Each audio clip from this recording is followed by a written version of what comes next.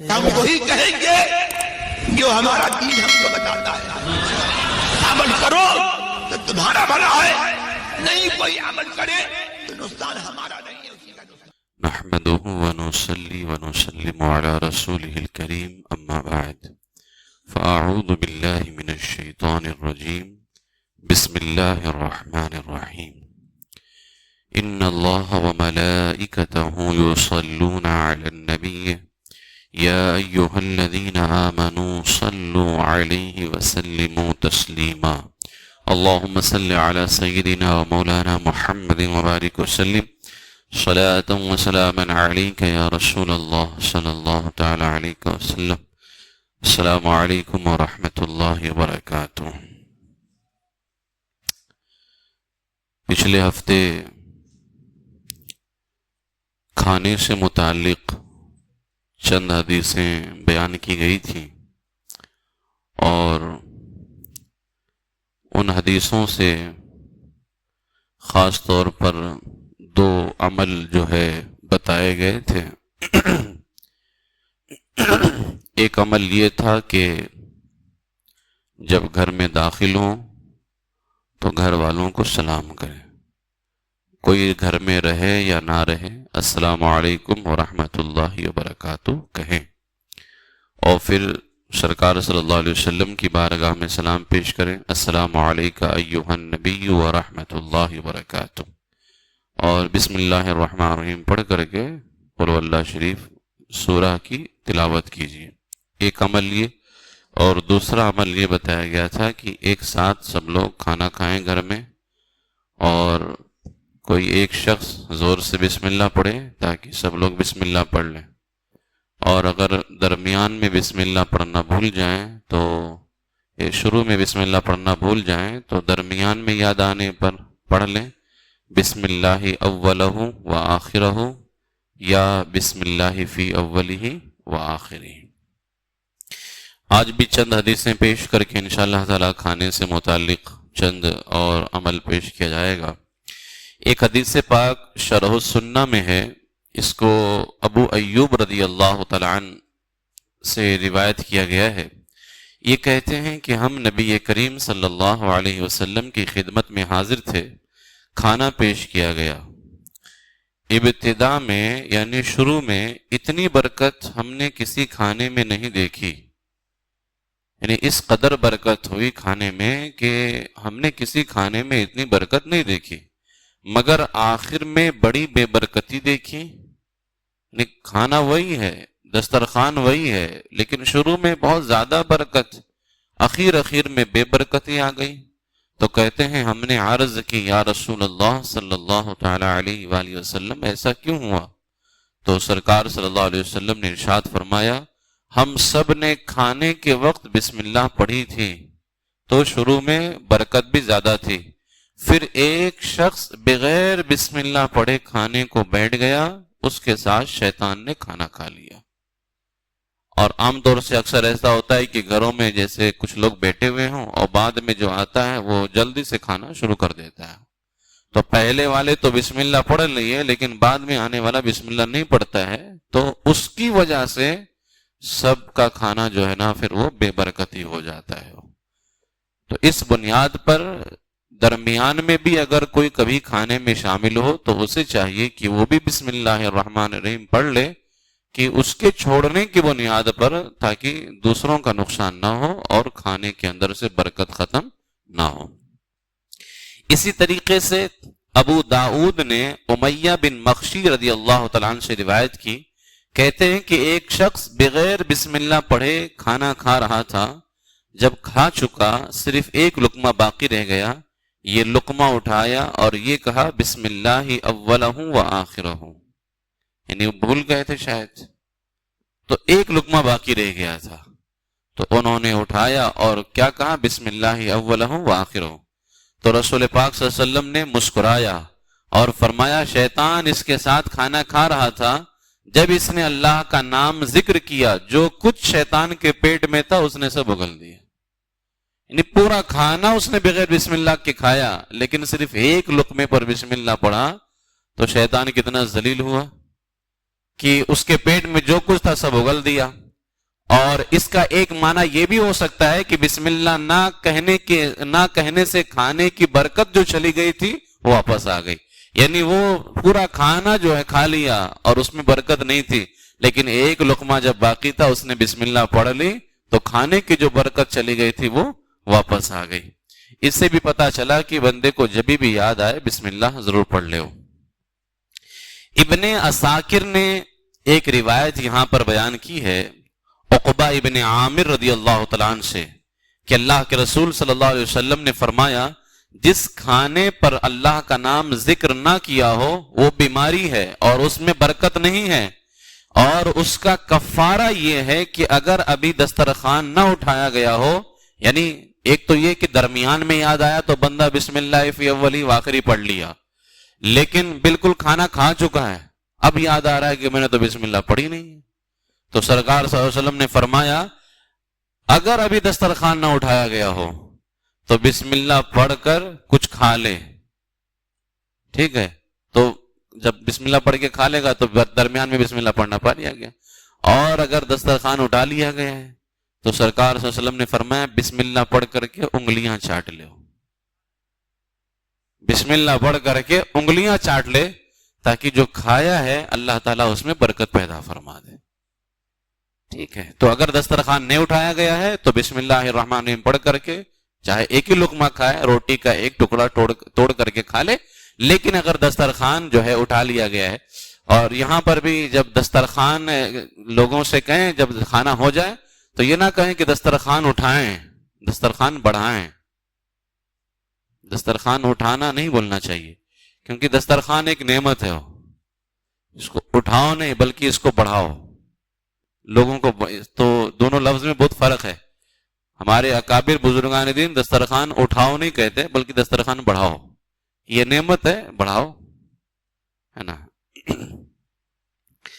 اسی طریقے سے یہاں پر ایک حدیث پاک اور ہے. دیلمی نے حضرت انس رضی اللہ تعالیٰ عنہ سے روایت کی کہ اللہ کے رسول صلی اللہ علیہ وسلم نے فرمایا جب کھائے یا پیے تو یہ کہہ لے بسم اللہ وباللہ الذی لا یضر مع اسمہ شیء فی الارض ولا فی السماء یا حی یا قیوم.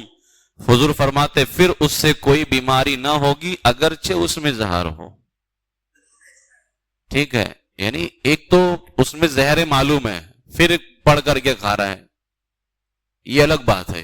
تب تو پڑھ کر کے بھی نہیں کھانا چاہیے اس کو، یعنی جان بوجھ کر کے وہ زہریلا کھانا کھا رہا ہے.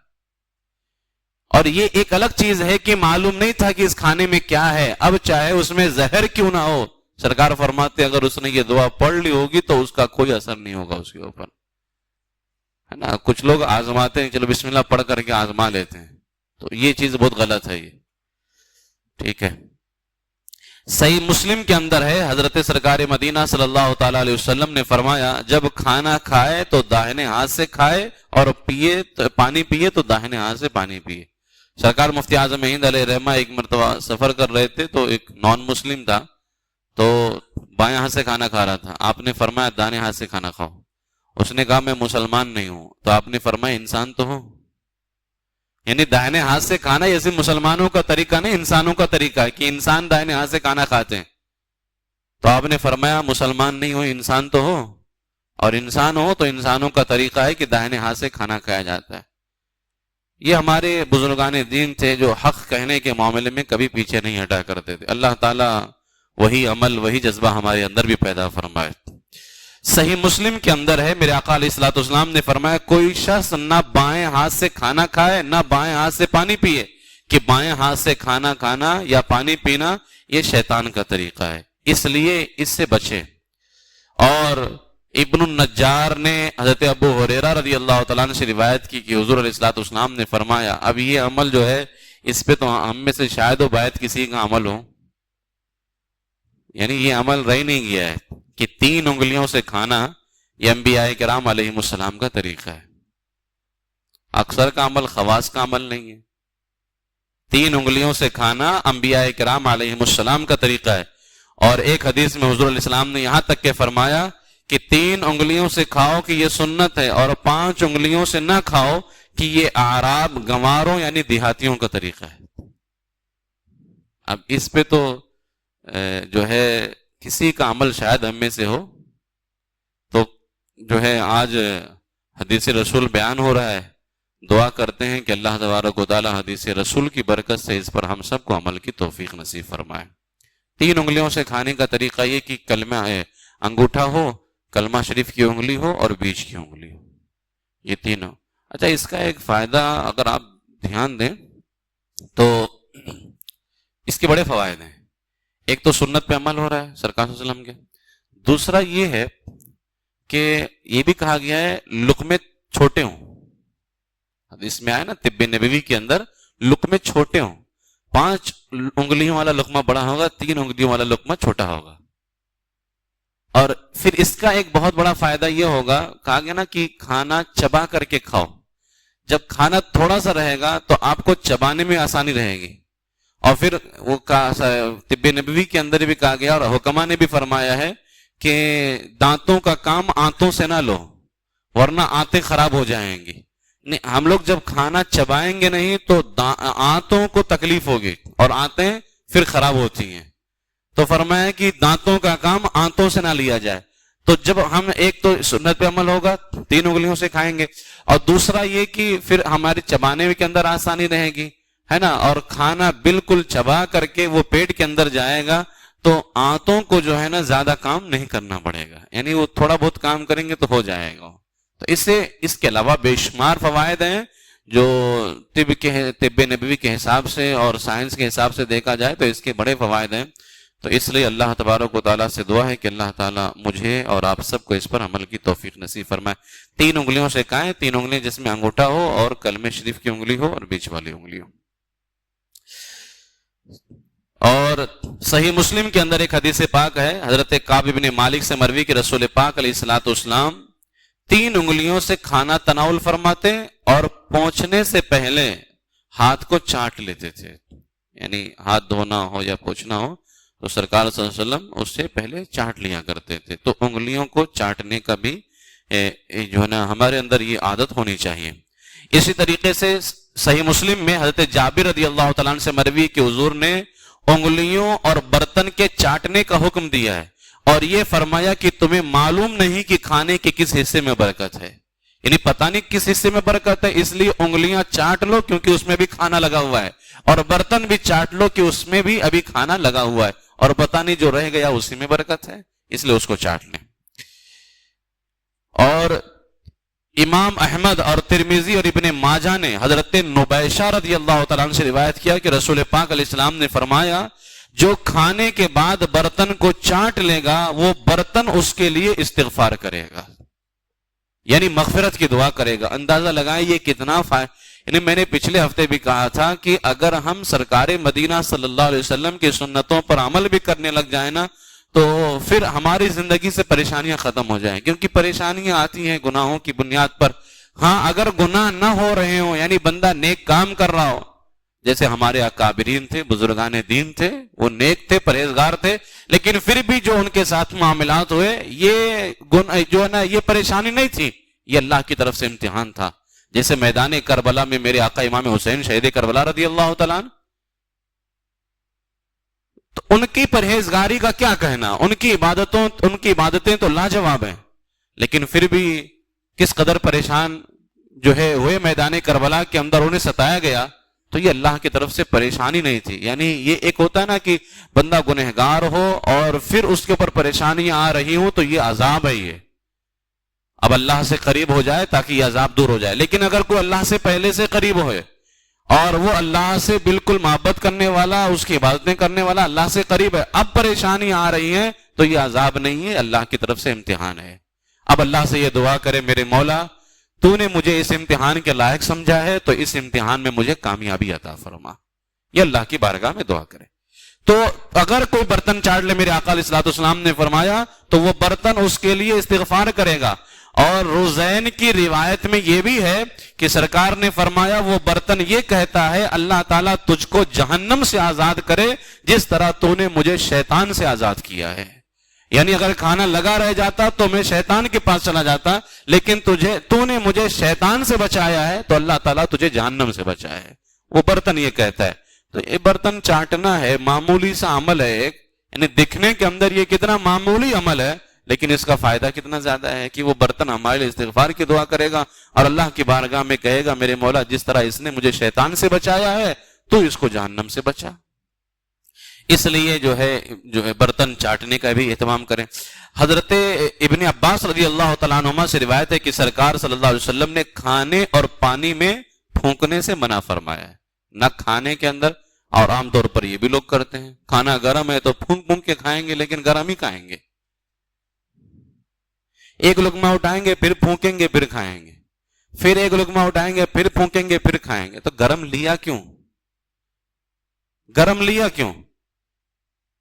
جبکہ میرے آقا حضور سید عالم صلی اللہ تعالی علیہ وسلم نے گرم کھانے سے منع فرمایا. اور سرکار نے ارشاد فرمایا، ابو داؤد کے اندر بھی یہ روایت ہے کہ سرکار نے فرمایا کھانے کو ٹھنڈا کر لیا کرو، کہ گرم کھانے میں برکت نہیں ہے. گرم کھانے میں بالکل برکت نہیں. اور اصل میں آج کی پورا یہ بوفے سسٹم، اب پتہ نہیں کون سا صوفے سسٹم اور پتہ نہیں کیسے کیسے سسٹم، یہ سب یہودیوں کی سازش ہے سرکار کی سنتوں سے دور کرنے کی.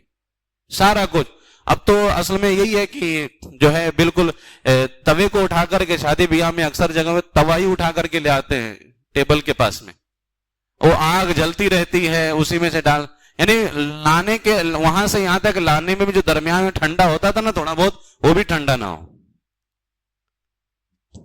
تو اب تو بوفے سسٹم لگا دیا. کچھ دنوں کے بعد میں وہی توے کے پاس ہی بٹھا دیں گے، ٹیبل توے کے پاس لگے گا، وہیں بیٹھو وہیں کھاؤ وہیں پکے گا، سب کچھ ہوگا. اکثر لوگ یہ کرتے ہیں، ایک کھانا گرم ہے ایک لقمہ اٹھایا اس میں پھونکا پھر کھایا. ایک تو گرم کھانا کھایا یہ سنت کے خلاف، دوسرا اس میں پھونکا یہ سنت کے خلاف، جبکہ سرکار نے دونوں سے منع فرمایا. اور حضور علیہ الصلوۃ والسلام نے ارشاد فرمایا کہ جو ہے وہ پھونکے نہ کھانے کے اندر، نہ پھونکے کھانے میں اور نہ پانی کے اندر. اور سرکار نے بھی فرمایا کھانے کو ٹھنڈا کر لیا کرو کیونکہ گرم کھانے میں برکت نہیں ہے. اب ظاہر سی بات ہے انسان کا جو جسم ہے یہ صحت و سلامت والا کب رہتا ہے؟ جب اس کی غذا درست ہو.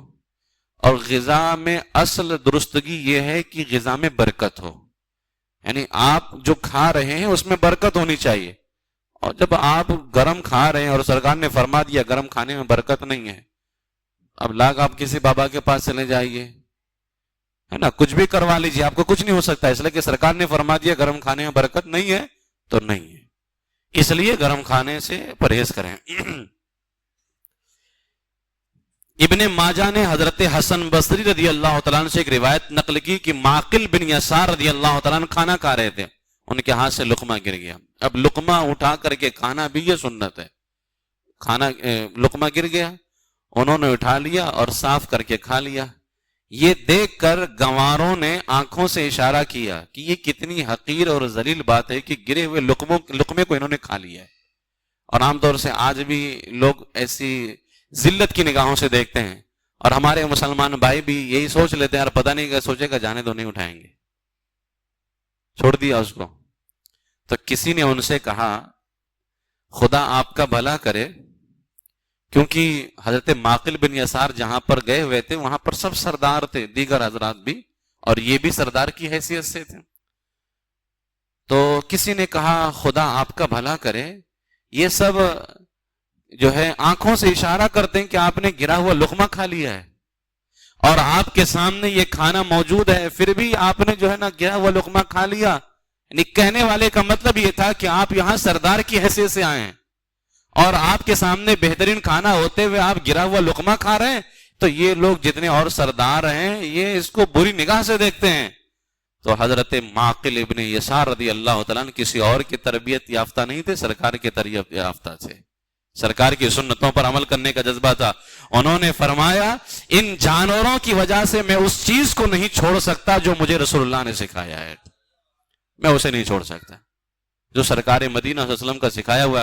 اور حضور نے فرما دیا گرا ہوا لقمہ کھاؤ، تو جس کو جو سمجھنا ہے سمجھے، میں گرا ہوا لقمہ کھاؤں گا.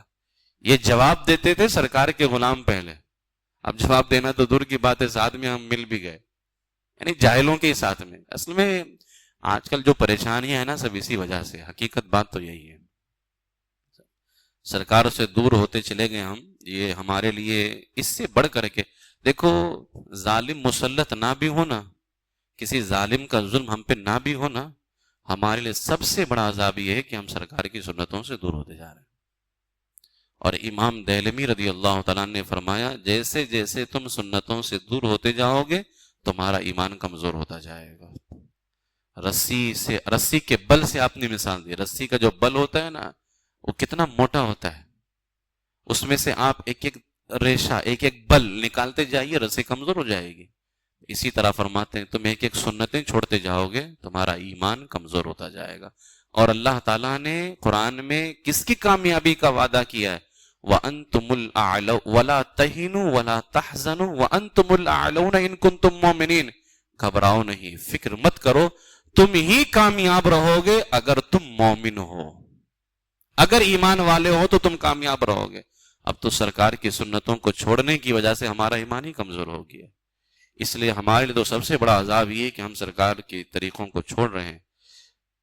اس لیے سرکار کی سنتوں پر عمل کریں، یہی ہمارے لیے سب سے بہتر ہے۔ تو یہ باتیں جو ذکر کی ابھی، تو اس پر عمل کرنے کی کوشش کریں۔ اور ایک حدیث پاک میں امی جان فرماتی ہیں کہ سرکار مدینہ صلی اللہ علیہ وسلم مکان میں تشریف لائے، روٹی کا ٹکڑا پڑا ہوا دیکھا، اس کو لے کر کے پہنچا، پھر کھا لیا۔ آپ بتائیں سرکار سے زیادہ کس کا اسٹیٹس ہو سکتا ہے؟ روٹی کا ٹکڑا پڑا ہوا تھا، میرے آقا علیہ السلام نے دیکھا تو اس کو لے کر کے پہنچا، پھر کھا لیا۔ فرمایا عائشہ اچھی چیز کا احترام کرو، کیونکہ یہ چیز یعنی روٹی یا جو بھی غذا ہو جب کسی قوم سے بھاگی ہے تو لوٹ کر نہیں آئی ہے، یعنی اگر قوم کی ناشکری کی وجہ سے وہ رزق قوم سے چلی جاتی ہے، وہ رزق قوم سے چلا جاتا ہے تو پھر واپس نہیں آتا ہے۔ اس لیے سرکار نے فرمایا یہ روزی اگر چلی جائے گی، یہ رزق اگر تم سے رخصت ہو گیا تو پھر یہ واپس نہیں آئے گا، اس لیے اس کا احترام کرو۔ میرے آقا حضور تاجدار مدینہ صلی اللہ علیہ وسلم نے ایک حدیث پاک میں فرمایا روٹی کا احترام کرو کہ وہ آسمان و زمین کی برکتوں میں سے ہے۔ جو شخص دسترخوان سے گری ہوئی روٹی کو کھا لے گا اللہ تعالیٰ اس کی مغفرت فرما دے گا۔ کھانے کے اندر آپ دیکھیں اگر ایک ایک لمحے پہ ہماری مغفرت کا وعدہ کیا گیا ہے، کھانے کے اندر آپ تو اپنے لیے کھا رہے تھے لیکن اس درمیان بھی سرکار فرماتے ہیں بسم اللہ پڑھ لو تمہاری مغفرت ہو جائے گی، کھانا تو تم نے کھایا نا۔ سرکار فرماتے ہیں روٹی کا ٹکڑا اٹھا کر کے کھا لو تمہاری، یعنی ایک ایک لمحے پہ کھانے کے درمیان ہماری مغفرت کا وعدہ کیا گیا ہے، لیکن افسوس یہ ہے کہ ہم ان چیزوں کو چھوڑ رہے ہیں اور رب کی بارگاہ سے جو انعام ہمیں مل رہا تھا ہم اس انعام سے محروم ہو رہے ہیں۔ اس لیے میرے آقا حضور تاجدار مدینہ صلی اللہ تعالی علیہ وسلم نے جو ارشاد فرمایا اس پر عمل کرنے کی کوشش کریں۔ اور سرکار نے ارشاد فرما دیا کہ یہ جو ہے روٹی زمین و آسمان کی برکتوں میں سے ہے، تو اگر یہ گر جائے تو اس کو اٹھا کر کے کھا لیا جائے۔ اس سے پہلے چند اعمال پیش کیے گئے تھے، آج جو حدیثیں پیش کی گئی ہیں، اصل میں نے کہا تھا کہ بارِ شریعت میں جو اسلامی اخلاق و آداب پر مشتمل باب ہے 16واں حصہ بارِ شریعت کا، اس کو آپ بعد میں پڑھ بھی لیا کریں، بغل میں لائبریری ہے وہاں پر بارِ شریعت رکھی ہوئی ہے۔ 16واں حصہ صفحہ نمبر بھی میں نے بتا دیا تھا کہ صفحہ نمبر جو ہے یہ 358 ہے، کھانے کا بیان۔ اس میں حدیثیں بھی بہت ساری بیان کی ہیں، تو ان حدیثوں کو آپ پڑھیں اور اس پر عمل کرنے کی کوشش کریں۔ آج بھی چند چیزیں جیسے پچھلے ہفتے 2 عمل میں نے بتایا تھا، تو آج کے درس سے سب سے پہلے تو یہ کریں کہ جو ہے اگر کبھی درمیان میں کھانا بسم اللہ پڑھنا، شروع میں بسم اللہ پڑھنا بھول گئے تو درمیان میں پڑھ لیں، ہے نا، بسم اللہ فی اولی و آخری۔ اور اگر درمیان میں بھول گئے کھانے کے بعد یاد آیا تو اگر دسترخوان ابھی نہ اٹھایا گیا ہو تو آپ جو ہے نا بسم اللہ پڑھ کر کے کوئی ایک لقمہ کھا لیں۔ دسترخوان اگر اٹھا لیا گیا ہے تو آپ بسم اللہ پڑھ کر کے کیا کریں، انگلیاں چاٹ لیں، ٹھیک ہے نا۔ یہ بھی اس پر عمل کرنے کی کوشش، اللہ نہ کرے کبھی ایسا ہو، بلکہ ہمیں یاد رہے اور ہم بسم اللہ پڑھ کر کے کھانا کھائیں، ٹھیک ہے۔ اور بسم اللہ پڑھنے کا سب سے بہتر طریقہ کھانے سے پہلے یہ ہے کہ آپ سب سے پہلے درود شریف پڑھیں، الصلاۃ والسلام علیک یا رسول اللہ صلی اللہ تعالی علیہ وآلہ واصحابہ وسلم۔